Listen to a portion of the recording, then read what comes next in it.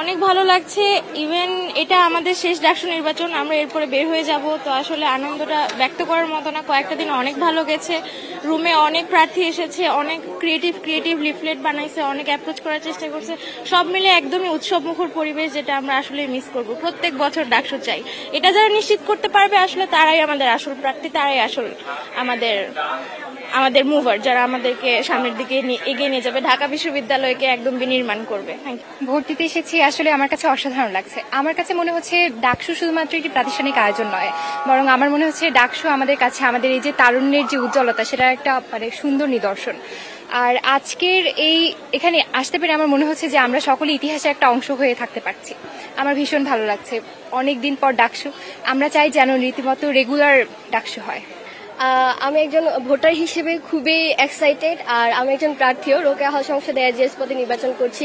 তো সেক্ষেত্রে আমি একটু টেনশনে আছি। প্রার্থী বাছাইয়ের ক্ষেত্রে আমি ভোটার হিসেবে যোগ্যতা দেখে যাচাই করব, যে আমার হয়ে আগে কথা বলেছে, আমার অধিকারের জন্য লড়েছে, আমি সেক্ষেত্রে তাকে ভোট দিব। কোনো ক্ষমতা বা ফেস বুলি সৌন্দর্য বা মুখের বুলিতে আমি ভোট দিতে আগ্রহী নই। ভালো লাগছে আলহামদুলিল্লাহ। এই যে আমাদের এত বড় একটা আন্দোলনের পর বাংলাদেশে যে আবার গণতান্ত্রিক একটা পরিবেশ সৃষ্টি হয়েছে, গণতন্ত্রের চর্চা শুরু হয়েছে, এই জিনিসটা ভালো লাগছে খুবই। এবং এটা ঢাকা বিশ্ববিদ্যালয়ের মাধ্যমে শুরু হলো, তো ঢাকা বিশ্ববিদ্যালয়ের ছাত্রী হিসাবে ভালো লাগছে। আমি আসলে খুবই আবেগ আপ্লুত প্লাস আনন্দিত, কারণ ডাকসুটা আমাদের সবার একটা আবেগ। তো এত বছর পর আমরা পেয়েছি, আমরা নিজেদেরকে সৌভাগ্যবান মনে করি যে আমাদের ভোটে আমাদের ক্যাম্পাসের প্রতিনিধি নির্বাচিত হবে, যারা আমাদের শিক্ষার্থীদের উন্নয়নের কাজ করবে। আমি আশা করছি যারা আসবে, শিক্ষার্থীদের ভোটের মাধ্যমে আসবে, আমি আশা করছি একটা ফেয়ার ইলেকশন হবে এবং তারা প্রকৃতপক্ষে শিক্ষার্থীদের উন্নয়নের কাজ করবে। প্রার্থী বাছাইয়ের ক্ষেত্রে আমি তার পূর্বের ইতিহাস দেখেছি, যে সে আসলে কুড়িকে কি কাজ করেছে, সে মানুষ হিসাবে কেমন, এবং সে যে ইস্তেহারগুলো দিয়েছে সেগুলো বাস্তবায়নে তার অঙ্গীকারগুলো কতটুকু স্ট্রং, যে সে আসলে করবে কিনা নাকি শুধু লোক দেখানো।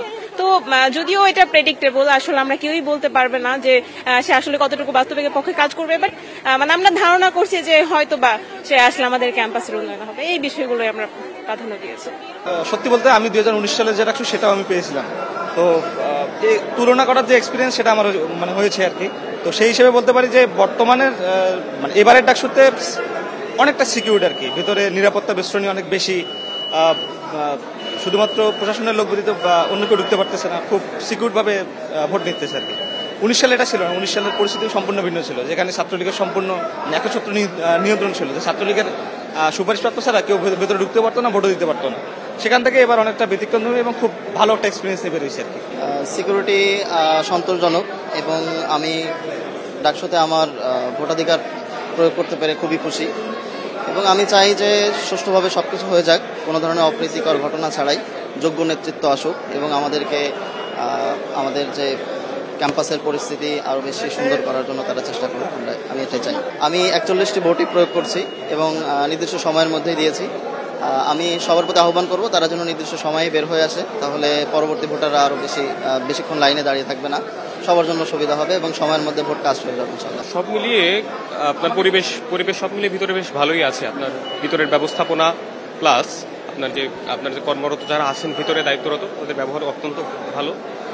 আর যেহেতু এটা আমার প্রথম নির্বাচন বলা যায়, কারণ 24-এর জাতীয় নির্বাচন আমি দিতে পারিনি, বিভিন্ন কারণ ছিল, বাইরে ছিলাম, তো বলা যায় এটা হচ্ছে আমার প্রথম নির্বাচন। এবং আমি অত্যন্ত আশাবাদী যে এই নির্বাচনে আমি যাদেরকে ভোট দিয়েছি, যাদেরকে পছন্দ করেছি, তারা আমার হয়ে পুরো ইউনিভার্সিটি জুড়ে আমি তাদের মধ্যে আমার নিজের আশা আকাঙ্ক্ষাগুলো দেখতে পারবো। সে যা যা করবে তার মধ্যে হয়তো আমার যে আশা আকাঙ্ক্ষাগুলো আছে সেগুলো তার মাধ্যমে বাস্তবায়ন হবে, এমনটাই আশাবাদী আমি, এবং এই আশা থেকেই আমি আজকে ভোট দিতে এসেছি।